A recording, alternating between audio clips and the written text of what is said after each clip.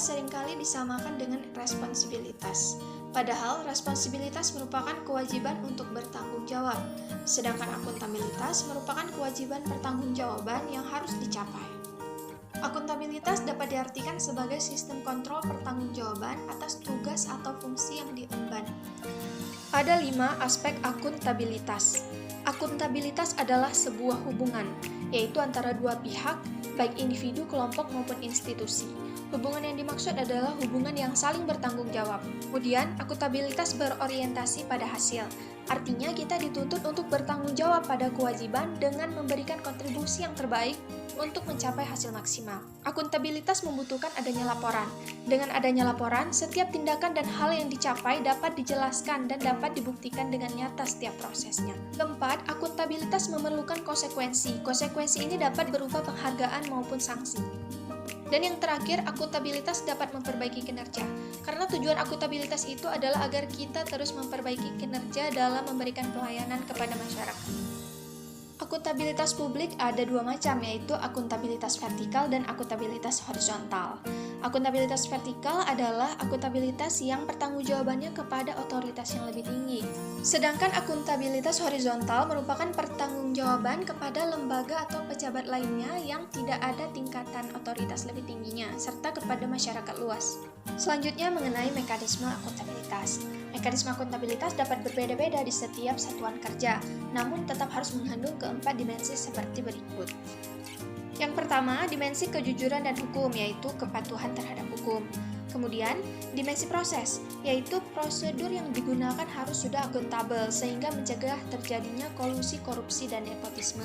Yang ketiga, dimensi program, yaitu harus dipertimbangkan apakah tujuan yang ditetapkan dapat tercapai, lalu harus ada program alternatif yang lain yang efektif dan efisien. Yang terakhir, dimensi kebijakan, yaitu pertanggungjawaban pemerintah atas kebijakan yang diambil terhadap legislatif maupun masyarakat. Nah, untuk dapat melakukan pertanggungjawaban ini, diperlukan alat akuntabilitas. Ada 3, yaitu perencanaan strategis, kontrak kinerja, dan laporan kinerja. Untuk perencanaan strategis itu dapat berupa rencana pembangunan jangka panjang atau RPJP, RPJM untuk jangka menengah, lalu ada Renstra yang dibuat ada pada tingkat kementerian, kemudian pada tingkat kanwil juga pada tiap kantah itu dibuat Renstranya untuk 5 tahun ke depan. Kemudian juga ada SKP untuk setiap PNS yang dilakukan setiap tahunnya.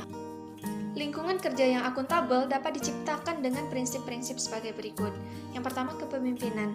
Nah, pemimpin dapat menjadi contoh yang baik sehingga dapat tercipta lingkungan yang akuntabel.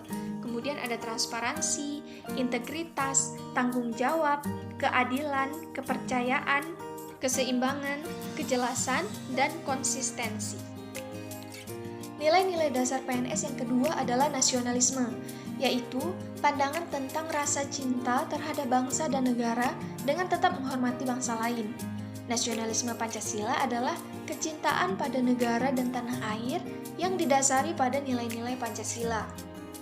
Nasionalisme dalam sila ke-1, ketuhanan yang Maha Esa, dapat diimplementasikan dengan sikap beretika, jujur dan berintegritas, senantiasa berprasangka baik, tidak fraud dan korup, patuh terhadap hukum dan aturan, menghormati sesama, juga pemeluk agama lain. Nasionalisme dalam sila kedua, kemanusiaan yang adil dan beradab, dapat diimplementasikan melalui sikap menghormati hak asasi manusia, bersikap sopan kepada siapa saja, tidak membedakan manusia berdasarkan golongan maupun ras. Nasionalisme dalam sila ketiga dapat dicerminkan melalui sikap cinta kepada tanah air, bangga berbangsa dan bertanah air Indonesia, serta sikap yang selalu rukun dan damai. Nasionalisme dalam sila keempat dapat dicerminkan melalui sikap menghormati pendapat orang lain, melakukan musyawarah dalam memutuskan suatu hal, sportif bila tidak menang, dan tidak melakukan hal anarkis. Kemudian tidak menghalalkan segala cara untuk mendapatkan apa yang dimau atau mempertahankan pendapatnya. Nasionalisme dalam sila kelima dapat dicerminkan melalui sikap memperhatikan nasib orang lain, saling bergotong royong, tidak serakah, saling membantu, serta tidak mementingkan kepentingan pribadi, kelompok maupun golongan. Nilai dasar berikutnya adalah etika publik. Etika sering digunakan sinonimnya dengan moral. Etika dapat dipahami sebagai refleksi atas baik atau buruk dan benar atau salahnya suatu tindakan. Sedangkan moral mengacu pada kewajiban untuk melakukan hal baik atau hal yang seharusnya memang dilakukan. Etika publik adalah refleksi tentang standar atau norma yang menentukan baik atau buruk, benar atau salah, suatu perilaku, tindakan, atau keputusan untuk mengarahkan kebijakan publik dalam rangka menjalankan tanggung jawab pelayanan publik. Kode etik adalah norma atau asas yang mengatur tingkah laku kelompok tertentu. Adapun kode etik ASN, diantaranya melaksanakan tugas dengan jujur, bertanggung jawab, berintegritas, cermat, dan disiplin. Melayani dengan sikap sopan, hormat, dan tanpa tekanan. Melaksanakan tugas sesuai peraturan yang berlaku. Melakukan tugas sesuai perintah atasan selama tidak bertentangan dengan peraturan perundangan. Menggunakan kekayaan negara secara bertanggung jawab, tidak menggunakannya untuk kepentingan pribadi. Mencegah terjadinya konflik kepentingan, tidak menyalahgunakan informasi internal negara, memegang teguh nilai-nilai dasar ASN, dan memberikan informasi yang benar kepada publik, tidak menyesatkan atau merekayasanya. Beberapa perilaku ASN yang tidak sesuai dengan etika ASN. Misalnya, tidak menggunakan fasilitas negara untuk kepentingan pribadi, seperti menggunakan mobil dinas untuk mudik. Yang kedua, tetap melakukan presensi kehadiran, padahal sebenarnya tidak hadir.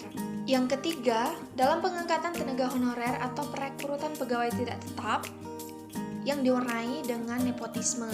Yang keempat, pemberian hadiah kepada auditor yang melaksanakan pemeriksaan. Yang kelima, adanya konflik kepentingan dalam pengadaan barang, misalnya melakukan pengadaan barang kantor yang diambil dari usaha milik sendiri atau usaha keluarga. Ketiga hal yang telah dirangkum